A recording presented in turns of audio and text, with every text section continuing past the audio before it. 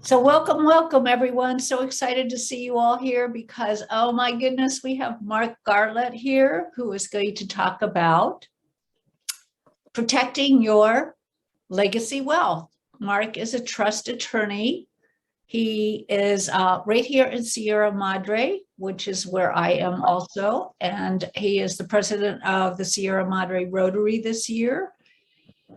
And I don't know what to tell you. He's just a lovely, generous man. And I'm so thrilled that you are here, Mark. So please take it away and tell us how we can protect our legacy. Thank you, Peggy. Hey, everybody. Uh, if you see people walking behind me, I've got some construction going on here, so don't worry, no one's sneaking up on me. And I think it's down a little ways, so hopefully there won't be any sound disruptions.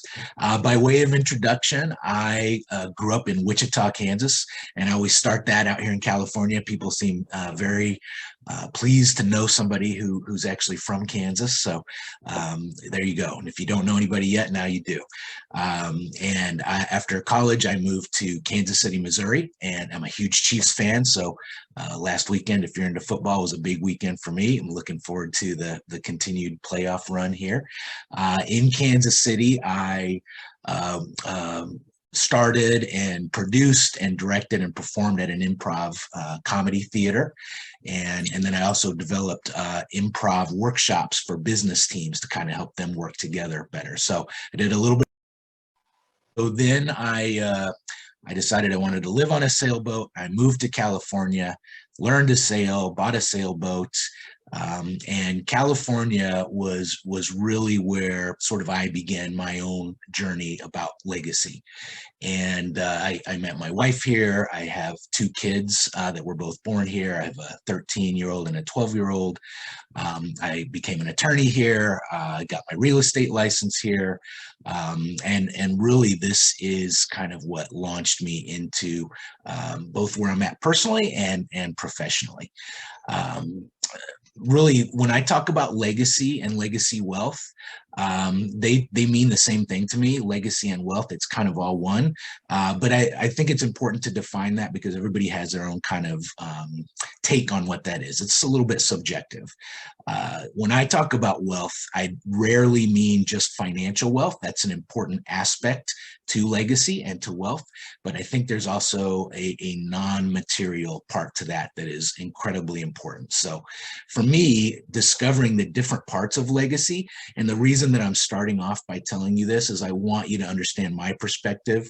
I think it's really important that we take the whole picture into account, even when we're going to talk about one specific aspect of legacy, because it does a disservice if we think of each of these aspects as separate and distinct and kind of in a vacuum, because they're not. They're all interconnected and they're all so important to be working on and building together at the same time.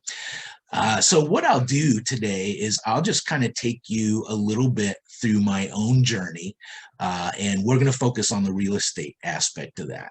So there is a legal aspect, and I got into estate planning because I couldn't find a good estate planning lawyer who could take care of my family. This industry is very geared toward people in their twilight years, and that's where the money is, and that's where people focus.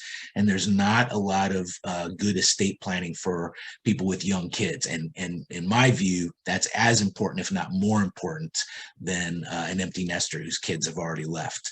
So that's what got me into that. And then shortly after I got into that, my wife and I decided to really work on the financial aspect of our legacy and really begin to build our financial wealth. And we decided to do that through real estate. And we didn't know what we were doing.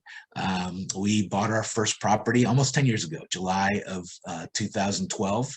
And so it was a good time to be in the market. We had a lot to learn, but we already kind of bottomed out by then, and it was coming back up.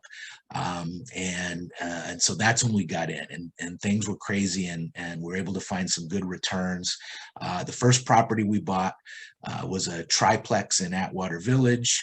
And again, we didn't really know what we were doing. It had good bones, as they say, and we knew that we could go in and do some cosmetic fixes on it together, do the work ourselves.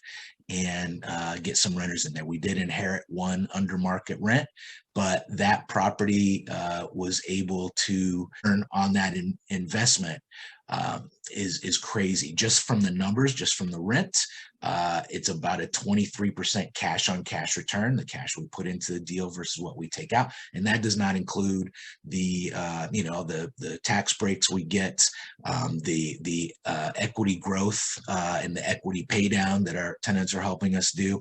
So we got into that and we thought, this is pretty awesome. We need to do this again. And so we just took the money that we were making from that rent and stuck it in an account, didn't use it, tightened our belts, put as much money in there as we could, went out and bought a second property, and then a third, and then a fourth. We've now got 13 properties with 47 units. And I tell you all that because that has completely changed the trajectory of my family's financial future, being able to do all that.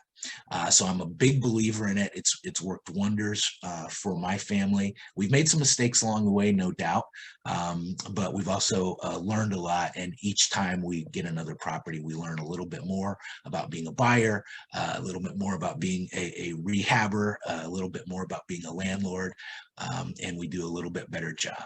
And so if you're already on that journey, I'm thrilled to be sharing some of the same path with you, and I'm looking forward to talking to you more and getting to know what you're doing, because I have so much to learn. And if you're not there yet, I'm happy to share my insights with you and help encourage you and empower you to get there. So we're going to focus in on some of the legal aspects of investment properties. The gentleman that was on here a couple of weeks ago from Florida, who was not in Florida, was skiing when he talked, but I really enjoyed him, and he knew his stuff. There's a lot of bad estate planning lawyers out there. He was not one of them. I liked his approach and the way he did things. But I'm gonna really focus in now on the legal aspects of real estate investing, and there's certainly going to be some estate planning aspects to that. There's also going to be some asset protection aspects to that, and really this is just kind of to start a discussion. So when you get real estate, and particularly investment property, this is what we did, and I believe that it's important, is to have a living trust set up. And he talked a little bit about that, some of the things that a living trust does. It avoids probate, and in California that's a big deal. Probate is a very expensive, very time consuming process here, and you lose all privacy. It's a court proceeding, so everything is a matter of public record, and you lose control of how things go to your heirs. And so probate avoidance is a big reason why people have living trusts, but there's some other reasons as well. And a living trust gives you a lot of powerful tools to do things with your assets and to help protect your heirs and take care of them. So that's the first thing I would say, is that if you have investment property, and even if it's not investment property, if it's your primary residence, it should be in a living trust, because it gives you so much protection legally, and it gives your heirs so much protection legally. When you put your property in a living trust, in fact, I just had a client today who was advised just bought a property, and he was advised to wait 6 months to put it into his trust, because he had a mortgage on it, and the mortgage company may not like it, and they may trigger the due and payable clause. You don't have to worry about that. So I explained that to him. There's the Garn-St. Germain Act, which this is settled law. We are allowed to put residential units, so 4 units or less, or single family homes, into a living trust without triggering that. But you need to put those into a living trust. I generally recommend doing that through a grant deed. I see it a lot done through a quitclaim deed, but a grant deed gives you a little bit better protection, and a little bit makes some things title-wise a little bit easier when you go to sell that property. So that's the way I would do that. If it is an investment property and you're inheriting tenants, you absolutely have to put the lease in the landlord's name. you have to, or well, if you're already inheriting a tenant, you're not going to change the lease, but you're going to give them notice that the landlord has changed and is now the living trust rather than you individually. And when you have a new tenant come in, your lease should be with the trust. The trust should be listed as the landlord on that lease. What we want to do there is keep everything legally sound and consistent across the board, so that if there are ever any problems and you do have to go to court, everything lines up very nicely and there's no issues that the court would say, wait a minute, we've got one person here and then a trust over here. What are we doing? We don't want that to look sloppy. We want everything to look neat. Also with that, you want to make sure that your insurance is updated. And so what we do, I advise clients, is you don't want to take yourself off of that insurance policy. I always want my clients insured individually, but we want to make sure that the trust is added as an additional named insured. And that verbiage is important. They have all kinds of different ways that they can add somebody on. And we don't want them to add them on in a way that does not offer that protection. So it's always as an additional named insured that we would put the trust on that insurance policy as well. So that's the sort of my basic take on trusts and what you want to do with it. A lot of people, particularly with investment properties, want to put them in LLCs. And that is a great vehicle for asset protection. There are some things that we need to be careful about when we do that. I don't have any of my properties in LLCs because we finance all of our properties. I really like the aspect of leveraging other people's money to buy the real estate. So we try to do that whenever we can, and we've done that with all of our properties. Now, if you transfer your property to an LLC, that actually can trigger the due on sale clause. So you always have to get the mortgage holder, the lender's permission to do that. And I've asked before, I've never gotten that permission, and so I won't do that unless I get that permission. And you need to be careful about that.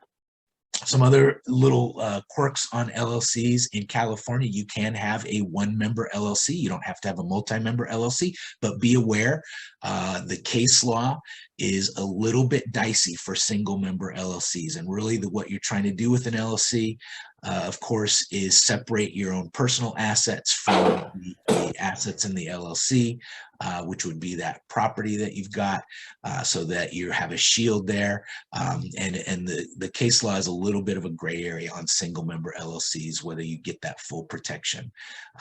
So it's always better to do a multi-member, and it can certainly be a husband and wife. That's fine.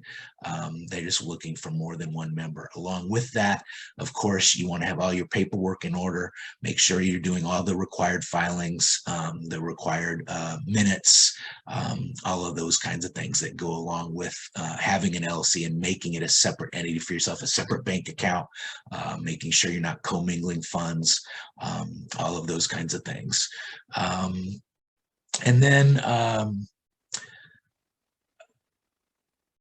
I think that's it for LLCs. The ideal way you would do this, if you have multiple properties, is you would have one LLC per each property. That's an expensive proposition. It's $800 per LLC in California per year.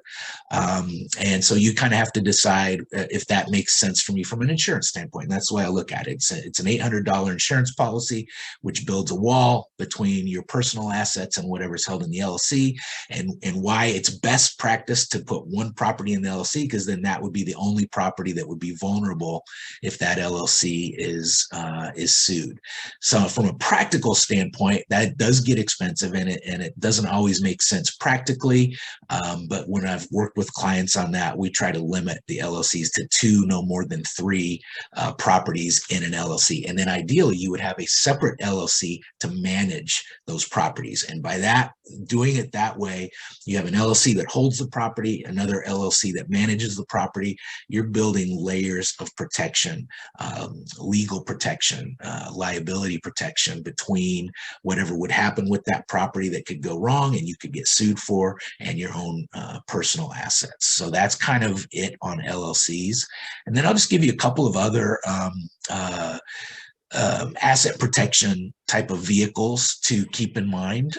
So because we don't use LLCs on our properties, we have a big fat umbrella insurance policy, and that is a nice way to get some extra protection.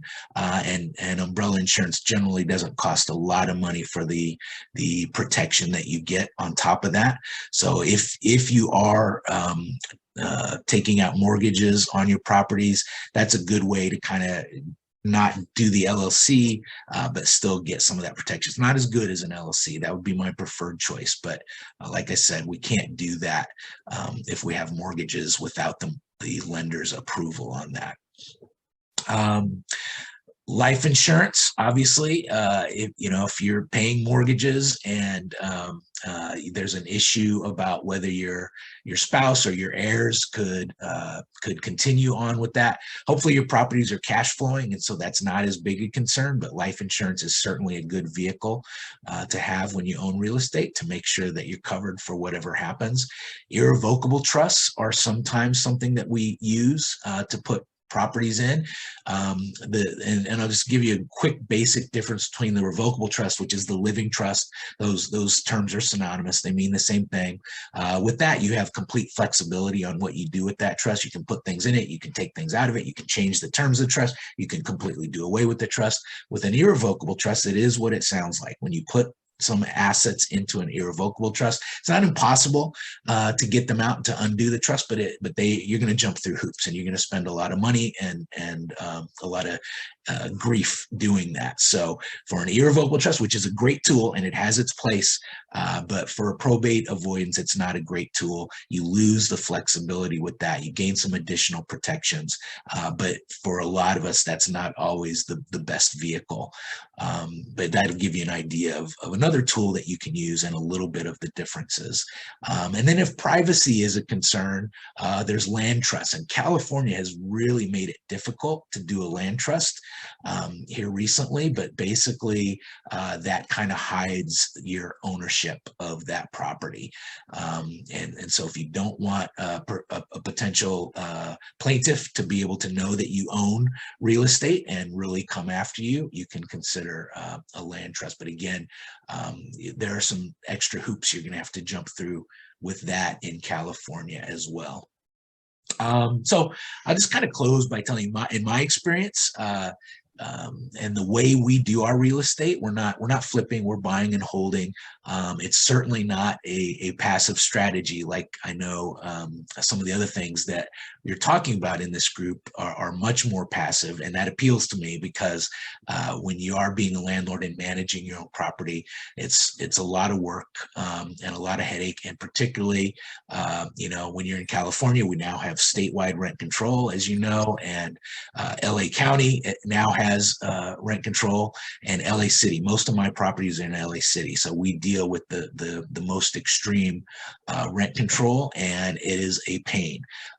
That said, the returns that we're getting on that make it worth it to go through that. You just have to know what you're doing and make sure that you're doing everything right, so that if there is a problem, the city doesn't come in and put you in a REAP and take your rents and all of those kinds of things that they can do.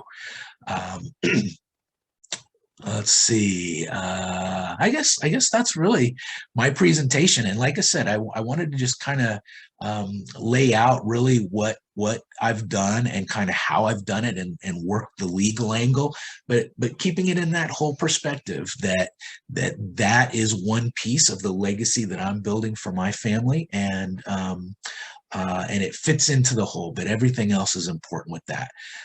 So anybody have any questions or anything you want to throw out for discussion? Me, Peggy, I get to go first. All right. And I'll have to read what's in the chat also. So you said you can't put your property in an LLC due to the bank approving, but a lot of people create the LLC before they buy the property. So the LLC qualifies for the loan, and then the property just goes right into the LLC because the LLC is purchasing, not the person. Right. And if your LLC qualifies for that loan, that's certainly a valid way to do it. So usually when you creating a new LLC to do that, there may be a little bit of trouble getting a loan through a new LLC that doesn't have any credit history, and generally the mortgage companies are going to want to hold an individual responsible for that mortgage. So you may find a little bit more headwinds trying to do it that way, but if you can do it that way, that would certainly work. Okay, and we have some questions, and then Nika. So a couple of questions are you still landlording any of your properties? And what's a question we can ask when interviewing estate planning attorneys? Okay, so yeah, we manage all of our properties. I do have an assistant on my payroll who fields calls and takes care of some of that, but we're actively involved with that, and it's like I said, 47 units is a lot of work. So we're definitely up to that point where we're kind of thinking about do we want to and I have somebody who sort of does it half time, but yeah, it's always one of those things. Where are we at? Do we want to spend more money to get more help, or do we want to put that money in our pocket and take on more of the headache? But that's where we are. What's a good question? I'm sorry, go ahead. Train the kids, let them be the property managers. There you go. Yeah, mine aren't quite old enough yet, but hopefully someday. And that is part of the sort of interconnected legacy aspect. When we turn over an apartment, we're out there fixing things and cleaning things, and I take my kids out there and hand them a broom and say, sweep this place out and throw some paint on that wall and do some of the things that they can do, so that they really gain an understanding of what this is all about, and that it takes work and that it takes dedication to do this. So hopefully when they get it, they won't take it for granted, and they'll have some of that. Do they get to see the checks when the checks come in from the renters? My son, my 13-year-old, is very aware of the economic aspects of this, and he's very into that. Okay. My daughter doesn't really care, so we kind of share what information they want and don't force it on them. But yeah, he's very interested in how much we're making. He's got a good mind for this stuff, so he wants to know how much we're spending versus how much we're making, and all of those kinds of things. That's good. It's great. Yeah, so there's still the question of about what's a good question to interview an estate planner, and then Maria wants to know if she could have a second living trust. Okay, so I think the way I do things in my firm is really about a relationship. That is more exciting to me than just preparing legal documents for somebody. So there are a lot of estate planners who approach it as a transaction, selling documents for money. And if that's what you want, that's fine. You can ask that question. If that's not what you want, be aware of what what kind of relationship they want, if they want a relationship ongoing with you. I personally think it's part of the value that I offer to have an ongoing relationship with my clients. So that is one question you can ask and kind of decide that way. And then, yeah, I think it really is about, it's not so much about the documents. Those are honestly relatively easy to do for a simple estate. Unless things get overly complicated, you really don't need to worry about that. I think it's really more about the relationship, somebody that you want to have a really ongoing relationship with, and somebody that wants to have an ongoing relationship with you. So I would look at that. In terms of fees, we do everything on a flat fee basis. I like that better than hourly billing, because when you do hourly billing, clients don't call you when they have a question because they don't want to get a bill for it, and then communication breaks down, which inhibits trust, which the whole relationship then becomes much more transactional about the documents for money. So that's maybe another question to ask, is what kind of fee structure do they have? Are they billing hourly, or are they billing on a flat fee basis? And then what was the other question? Can you have a second trust? Yeah, you can have as many trusts as you want. My philosophy is don't make things more complicated than they need to be, because it's not a big deal for you now. You can have many more living trusts, and it really doesn't affect you now, but that will be more complex for those you leave behind when you are gone to manage and administer and take care of. Now, if there's a need for it, absolutely do it. But just be careful that make sure there is a need and that you're getting something out of that, because that will create some extra complexities. But you could have 100 trusts if you want to. Thank you. Mika? Yes. Okay. So I have a question about, is there a difference between or what is the difference? You had mentioned at one point a business trust. Is that separate? Because if they're more like investment properties, is there a difference between what you're calling a living trust or a business trust? I don't think I mentioned a business trust because I don't do those, but here's the thing about, there's all kinds of names for trusts. Some lawyers use the same name when they're talking about the same concept. Some lawyers use a different name when they're talking about the same concept. Some lawyers use the same name when they're talking about a different concept. So there is, even when I said land trust, maybe that's what it was. That's not a specific kind of trust. That's just a trust that holds just real estate. A business trust would be a trust that just holds business, but the basic structure is still going to be the same. So those names are not really important. That's more of just sort of a key to what this trust is put in place to hold and protect. And so what you would do if it is an LLC that you're putting into a trust, instead of you as an individual being the member of that LLC, your trust would be the member of that LLC. And that's how you would get that. And then you could technically call that a business trust if that's all that was in there. I mean, you could call it a business trust regardless, but that's when people are talking about business trust, that's generally what they mean. They're talking about a trust that strictly holds on to a business. And again, that is a good point that I want to make. The trust itself does nothing if you don't actually fund it. So funded is the word that we use, which means changing title to your asset so that it's held by the trust, no longer you. If you create a trust and you don't change title to your assets, that trust does nothing for you. It doesn't protect anything. You've got to actually take those assets out of your name and transfer them into the name of the trust. So again, for the LLC example, you don't hold the LLC anymore. You're going to actually do it on the company books. You're going to transfer the shares of that membership, and you're going to make sure that it's all done so that if somebody wants to go back and check, there's a paper trail that says, yes, they did in fact take those shares out of their name and put them in the name of the trust. So that's important for any type of asset that you have. Okay. Well, that kind of leads me into the next question. So why I was wondering about the business trust versus the regular trust. So, it is very expensive to have an LLC here in California.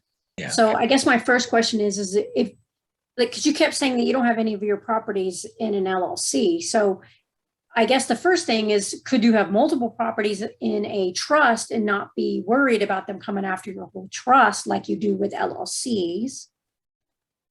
So no, we're talking about, so this gets into a little bit of a discussion about the difference between revocable trusts and irrevocable trusts.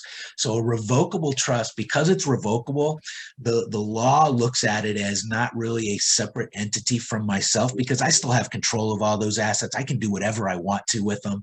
And so that does not give me any liability shield to have it in a revocable trust or a living trust. Remember, those are the same thing. Mm-hmm. I do get some of that liability shield if I put it in an irrevocable trust. But for that extra protection, I give up flexibility and ownership rights over those assets. So you can do that. A lot of times it doesn't make, I mean, again, I will tell you what I did. For us, we didn't want to put our properties in an irrevocable trust. We didn't want to give up that control and some other things that go along with that. But yeah, ideally it's not the best protection. Ideally, if you could put it in an LLC, you would. So you just have all of yours in your own name? I mean, I guess if you said you don't have trust. So you do have multiple properties in just one trust. Yeah. Yeah, because I can have a trust for each property that does nothing for me. Yeah. Yeah. Thank you. Cliff? Yeah. Thanks.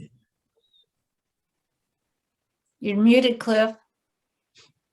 Thank you. So I have three quick questions. So the first question is, when you're closing, is there anything that you can do in closing that makes it easier to move the property into a trust? Yeah, so we always ask, sometimes they'll even ask how you want to vest title. And so we always tell them we want it to go into our trust. Sometimes they'll do that, sometimes they won't. If they won't do that, then we just, the next day we turn around and record a new title that says we're granting it to our trust. But if they do that, makes it easier and cheaper, and it's done. Nice. And then as far as tax benefits, so like on an LLC, you have some tax benefits with that. Are there tax benefits with putting it into a trust? And if there's not, is there a way to structure it so you can? Yeah, I'll say that very last question is out of my area of expertise. That I would want to sit down with an accountant and talk through that with you and learn myself. Okay. But that I know enough about taxes to give very general sort of things on it, but I try not to get too detailed because that is not my area, and that code is incredibly complex, and who knows what's going on with that. In terms of, are there tax benefits? Not really.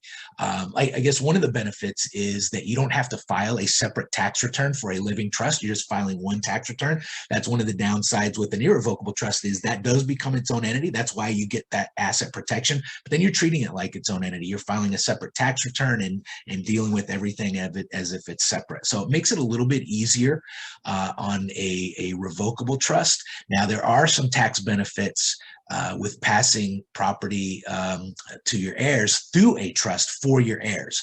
During our lifetime, there's not really those tax benefits for us, but when my kids inherit the property that we have in our trust, they will definitely have some tax benefits there. So you're saying that you're not getting depreciation? The trust doesn't get depreciation on each property? Yeah, it does, but it's no different than I get as an individual. So it's not an extra benefit that I wouldn't get just by holding it in my name. Oh, got it. I see what you're saying, but it still gets those same benefits. You still get those same, yeah. Right. It will basically be treated the same as if you held it in your name up until the point that you die, and that's where the benefits of the trust really come in, by avoiding probate, by enabling it to give it to your heirs through the trust, which gives them some tax benefits. But during your lifetime, it doesn't matter one way or the other. You're not going to lose tax benefits. You're not going to gain tax benefits. You're going to still be even with where you would be if you just held the property in your own name. Thank you. And Nika might have another question. Her hand's still up, but does anybody else have a question before Nika asks her next one? Yes, I had a question.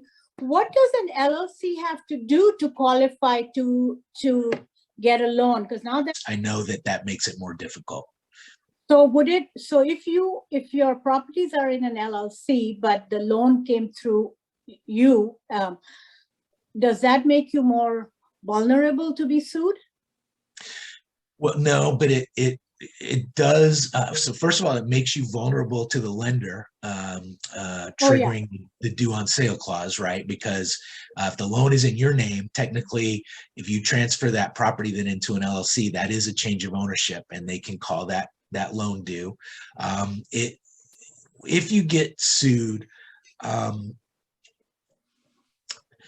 I don't know that that's going to give you any extra liability, but it may help because what happens is when you sue an LLC, you're trying to pierce the corporate veil, right? So what I want to do is I want to say this LLC is not really a separate entity. It's really an alter ego of you, and it's the same as you. So it should not provide you any legal protection if I'm on the other side and I'm coming after you. So if the loan on that property is in your name, that gives me ammunition to say, see, this is not a separate property. The loan is in her name. It's in an LLC. It's all convoluted, but it's really all the same person.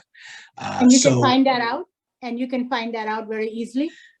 Well, when you get in a lawsuit, yeah, there's discovery and Okay. right. So if I and again, as a plaintiff's attorney, you better believe I'm going to be asking you who holds the mortgage, so they're going to look at all that stuff, and you're going to have to provide that to them through discovery. So they're going to find out. But even if the LLC were to qualify, somebody still has to sign on the loan. The LLC can't sign because it's not a person. Right. Just a point. Yeah. Again, true. I guess that's talking to the lender. Well, that you would sign as the, the president of the LLC. You would sign Right. on behalf of the LLC. So you would not be signing on behalf of yourself. You'd be signing as your role in the LLC. And that's where the difference would come in. Okay, great. Thank you. Well, it also depends if they require it to be a guaranteed or not. Like, Right. Yeah. And they can also require a personal guarantee. Yeah. Yeah, we don't like those kind of loans. Nobody does. Yeah. We've known people that have lost in some of the down markets their assets. What does it mean, personal? So it's like you're responsible if there's a Yes. default. Yeah. Yeah, which I'd be responsible anyway. My LLC's okay. Well, there is some asset-based lending, and that's usually when the higher numbers, and definitely in commercial real estate, that it's not like how you're saying you went and you used your husband's, because you guys are getting probably more traditional funding for a single yeah. house. Yeah. Yeah. Well, it's very different once you cross over commercial world, or even when people are flipping, they go get hard money and then flip it into other types of funding. Marcy can explain, a little bit more on that. Those are the ones that are like asset-based lending, and there's, that's where they do the. I mean, which is like a chicken and an egg. In order to build your assets, you need to build your assets by, getting more investments. Yeah. But you can't get loan, so you No. Asset-based lending means that they base the lending on the asset, not on you. Okay. Yeah. So like how much it's making, how much it's worth, like that. Okay. And that, Nika, my understanding is that's pretty much going to be commercial units, five units or more. Is that right? Well, it's also asset on flips. I mean, that's where I have the Okay. knowledge from, that it was considered asset-based lending. And some of those, when you get a hard money lender on a flip, they're not even asking you to personally guarantor. Now I think they are a little bit more so, but there was one particular company that it was all strictly on the asset, and you put it in the LLC, like all of it was, yeah. So, Well, this is enough to put me off from doing real estate, because the suing possibility, and I mean, I'm at the other end of my life. On a full loan, yes. On a hard loan, the hard money lender is looking at the property. Property is not any other kind of asset. You're looking at the property. What's the current value of the property right now, today? They do want to know what if you're flipping, they do want to know what you put into it, and what would be the after rehab value, ARV.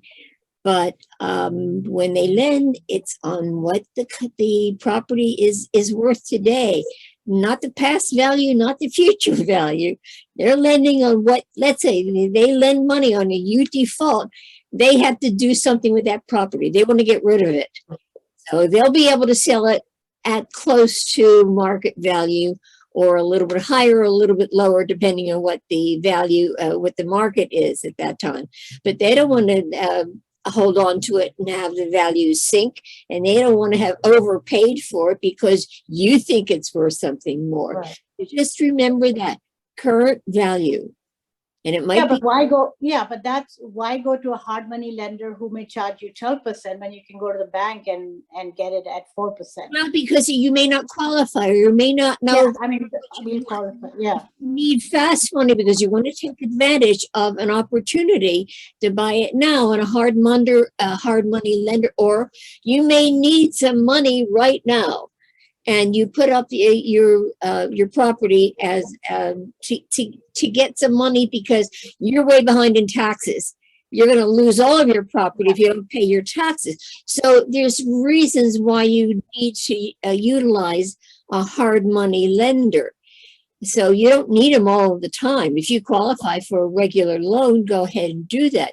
But many times people want to take advantage of quick money. Either they have to or they want to.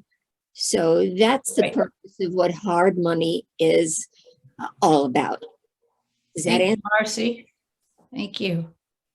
Dean, do you have any, you own some multifamily? Do you look at this in any different direction than Mark talked about? Well, hello, everyone. This is my first time with on this Nest Builder Zoom. So I'm just trying to read the room, I guess. Well, welcome. Thank you. Yeah, so do you have any thoughts about being in a trust or being in an irrevocable trust? I don't, you're not in California, as I recall. You're in another state. Yeah, I have both. Listening earlier here, having a loan on the property is actually protection. That is a form of shelter when somebody wants to sue you. If they see you have a loan, then it's not worth as much. Mm-hmm. So it's not looked at as a negative. Having an LLC on top of that as being the title with the LLC, that's another form of protection, because now you have, so you got to look at, okay, how's the title set up? Do you have insurance? Do you have a loan? So generally those three things need to line up, and if you have a loan and you've got insurance and you've got a LLC, then you've made it far more difficult for that attorney to try to go after you. Yeah, we like to do that. Yeah. So nothing wrong with having, even if it's in that one person's name and your name, and you have an LLC that's a one-member LLC, that's okay.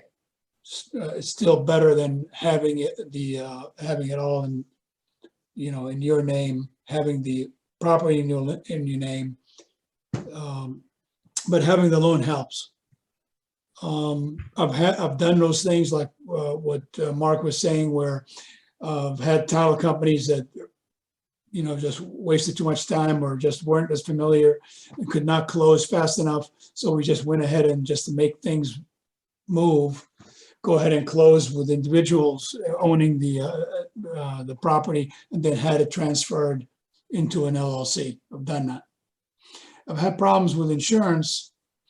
With loan companies come back and say, hey, you on some of the assets where we've had some insurance listed in the individual name, and now that it's changed into LLC, they have problems with the declaration pages, and at times we've had to go back to the insurance and had them change it. But it's all just really cursory changes, nothing serious. You can handle it with a call on an email. Yeah, I mean, so I guess it's Miss Seema here. I wouldn't let what you heard here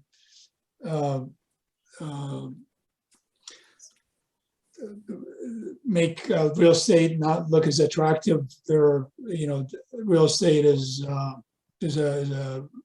whether from an active standpoint or from a passive standpoint, is of tremendous interest, particularly now as you see the stock markets becoming very toppy, let's say. Okay, it's going to be a little toppy here. Sorry, I was going to just respond to that. There through trust, if you set up a trust, name your daughter as the beneficiary, there are ways that if you set up that trust correctly, whatever you pass to her through that trust can be immune and really off limits for any lawsuit or divorce or any kind of legal action like that. So there are ways. We can't do that for ourselves unless it's an irrevocable trust, but through a living trust, you can do that for your children. So when you're talking to your lawyer, that's another good question to ask.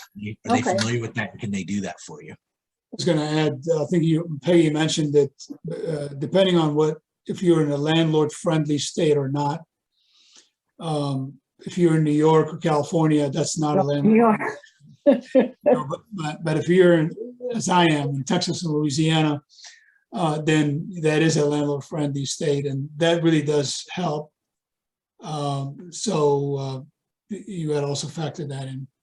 Invest passively. So, I mean, Yeah, that's right. one of the reasons why I'm listening here. I came to Nestic. I'm hoping that you guys can tell me about those 15% IRR, 2-time multiple in 5 years, passive investments where I can get some of that mailbox money with minimal risk. So I'm hoping that's why I'm here. How about 3 years instead of 5? I'll take that as well. Yeah.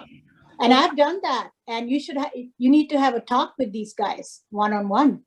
Thank I've you. spoken to Dean. We can actually continue our conversation if you'd like. Yep, like that. Right, right. Anybody else? We're coming to the top of the hour. Anybody else have a comment or question? There Yes. were a couple of questions in Maria. chat. Maria Okay, has, Yeah, Maria.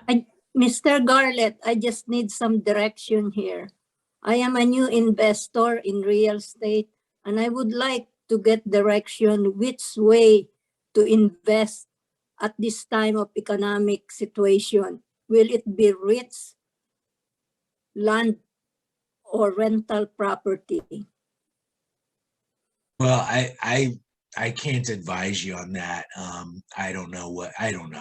I can tell you what's worked for me, and that's what I tried to share with you. And that's certainly not the only way to do it, or even the right way to do it. I think there's a lot of ways to get into real estate and make some money. So I think it's largely depends on what appeals to you and what hits your comfort level, and then there's always risk involved. So I don't know what is going to eliminate that for you, which way is going to be less risky. If only we knew. But yeah, that's my thought but I guess if I had to come down to it, I would say do something. I think, I'm glad I got started when I did, and I wish I'd have started 10 years earlier. So that I think you'll be feeling down the line as well. So do something. Thank you. Maria, you and I could have a conversation. There's a lot of questions about how much it costs to set up a trust. So that can vary widely. You can do it online I think you can get some trusts online for maybe $600 or $700, and you can spend $10,000 or more on a trust. So a lot of that is going to depend on who you're working with, how much customization you want, how much ongoing support you want, how much of a relationship you want, how much help with funding that trust do you want. So that's another question to ask. Be careful of somebody who sells you a cheap trust, because you're not probably going to get ongoing support. You're probably not going to get any help funding it. And that is a whole separate issue, and a very important issue. And I tell all my clients, when we get the trust in place, I say, this is great. You've done a lot of work to get here. Go out and celebrate, but don't get too happy, because we are not done yet. We still have a lot of work to do, because now that we've got this, we have to get all of your assets into the trust. Or if you don't, you've just wasted your time and your money by doing all of this. So that is critically important. So I would ask those kinds of questions. And then really for me, it's a proposition of value. Where are you getting the value? What is the value? A $2,000 trust may not provide you any value, whereas a $4,000 trust provides you incredible value. So which one would you rather spend money on? And I've seen it happen where somebody buys a cheap trust and then it fails because either it didn't get funded right or the trust wasn't put together right. And then guess what? Their family is back in probate. So that $2,000 or $1,000 or whatever it is that they spent on that cheaper trust is all wasted money. So look for value, look for somebody who's going to help you. You can do it online. You don't even need somebody, but though I think those are okay for wills. Wills are generally pretty straightforward. Those aren't too complex, but when you start getting into a trust, the reason you're doing this is to protect your family and the people you love most, and protect your assets. And so the consequences of a trust going bad are pretty big. So, I mean, I'm biased, obviously. This is my field, but I like to think that I do provide value to my clients, and then they don't have to worry about whether their trust is going to work or not. Thank you, Mark. Anything else from anyone? Any other questions? I want to thank you, Mark, very The much. question in the chat, there's a question. Another one? Oh, there are His two. speaker doesn't work. It's another Cliff. I have a question. So how much does he charge for setting up the whole estate planning package? Well, so my fees, I don't do templates. So if you come into me, I'm not going to sell you a trust that I'm selling to everybody else. So I don't have a standard fee. And that's, beware, if you ask somebody how much their trust costs and they quote you a fee, that means they're not going to spend any time getting to know you or your family or your goals or your situation and customizing that trust for you. They have a template that they're going to sell you and write your name in. So what we do in my office is we sit down, we get to know you, we understand your goals, what you're trying to achieve, what your situation is, what your assets are, what your family is. All of those kinds of things are important. And then we can put the trust together to meet your needs. So we have a range, depending on what you want. Really, for us, our clients choose their own fee. So we go through all the different options that they can have and tailor make it to what they want to achieve. And then they get to pick that option and say, oh, no, that doesn't have value for me. Or yeah, absolutely, I want that. I need that. I'm willing to pay for that. So that's how we do it. And there's a couple more comments, actually. Somebody was asking if it makes a difference what assets. My answer would be that it's your asset. It'll be put in the trust. It doesn't matter what it is. It's an asset.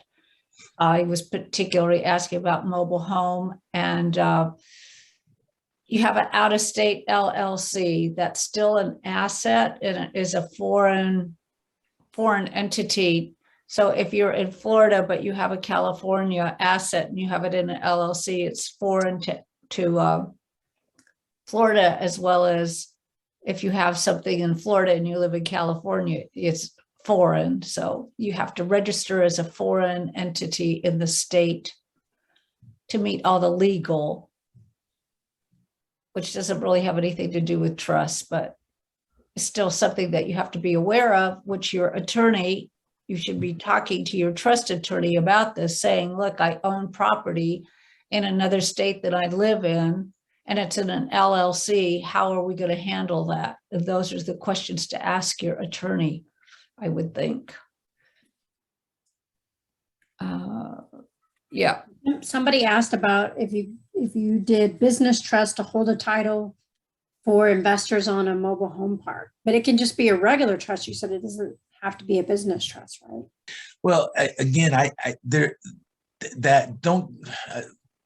if somebody calls it a business trust, there's nothing special that I'm writing in that says this is a business trust. It's really just what the assets are held, and it's just sort of a way for people to identify kind of what the purpose of that trust is. But no, there's no particular language that I would need to write in to make something a business trust versus a living trust versus a land trust versus that we can give names to anything. An IRA trust is just a trust that holds an IRA. So it's more about the assets that are in there, and it's just more of a nomenclature that we use. It really doesn't have any legal significance.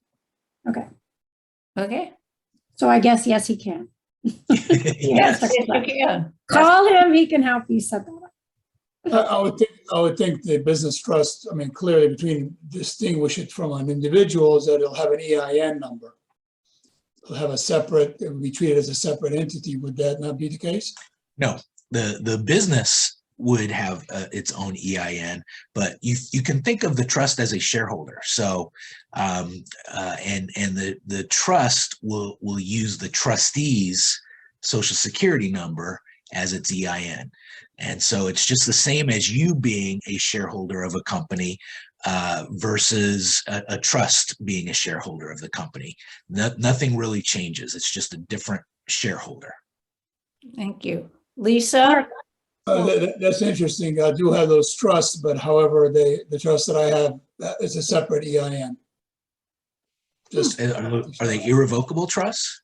not a revocable. It's not a living trust. Not a revocable trust. It's a business trust with a separate EIN number. Well, are you sure that that's not the business's EIN? Yeah. Definitely not the business EIN.